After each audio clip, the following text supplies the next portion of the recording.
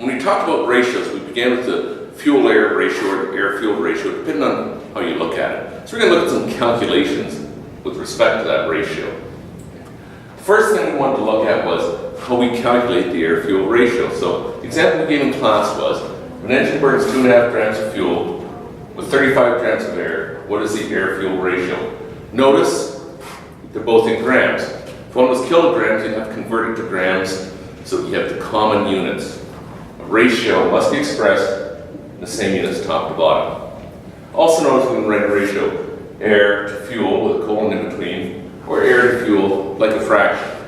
This one allows us to do math easier, so we'll tend to stick with that. So, figure out the air to fuel ratio. We write down how much air was used, 35 grams. How much fuel was used, 2.5 grams.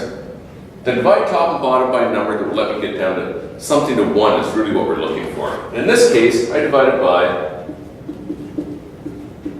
top and bottom by 2.5. 35 divided by 2.5 is 14. 2.5 divided by 2.5 is 1. So the air-fuel ratio is 14 to 1. What that means is 14 parts of air to 1 part of fuel. So it could be 14 grams to 1 gram, 14 kilograms to 1 kilogram.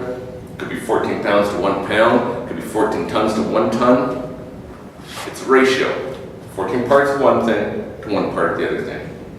Now we'll make use of that. The other type of question we were using was, if I know the air-fuel ratio, and I know one of the other two items, either the amount of fuel or the amount of air, how do I calculate the missing piece? So the example we used in class, if air-fuel ratio is 15:1, so 15 parts air, 1 part fuel,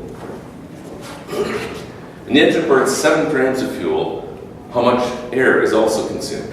Well, we write down the things we know. First of all, I always like to write down what the ratio means. So air is on the top, fuel is on the bottom. That helps keep it straight for you when you're trying to figure out where to put what number. So the ratio is 15 parts air, 1 part fuel.